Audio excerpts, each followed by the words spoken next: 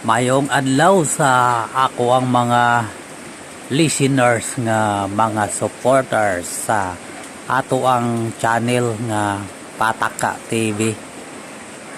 Kini nga ato ang video related ni sa treasure hunting. Unya kamo na muhusgaan ni mga ka-idol ha. Kay mao ni ang unod sa ato ang channel nga nagkahulugan og Pataka TV. Tanawan ninyo ang unod sa kong video. Kunya nakita na ninyo mga ka-idol nga mga treasure hunter dia nga kining atong channel walay lain nga ginapost dinhi sa publiko sa social media kundili mga treasure hunting discovery. Nya mao kini ang discovery sa Pataka TV. Hinay-hinay lang ta mga ka-idol kay kasigi nag-ulan. Unya ang atong site karon, ang atong update nagkatubig na sa wakas.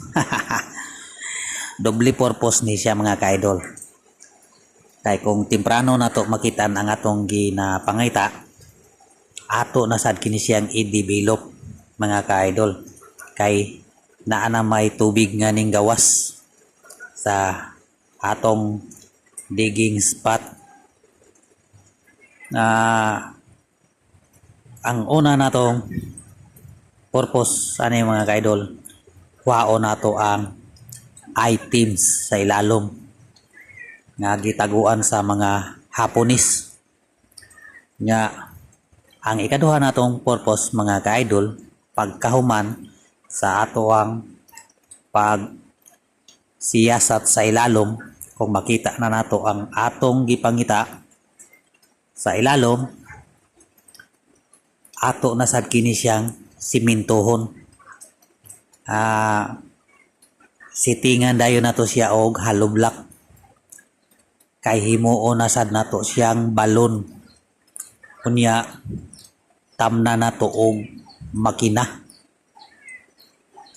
para isupply nato sa mga kabalayan. Tanawan nyo mga ka-idol ang palibot. Okay, na mga balay din na sa palibot mga ka-idol. Unya kay nakinahanglan man ang atong mga followers og tubig. Ato na silang hatagan og tubig pagkahuman ini mga ka-idol sa pag-discovery nato sa ilalom. Ako dining siyang pasitingan og hollow block. Dayon tamna nato og makina para i-donate nato sa mga tao.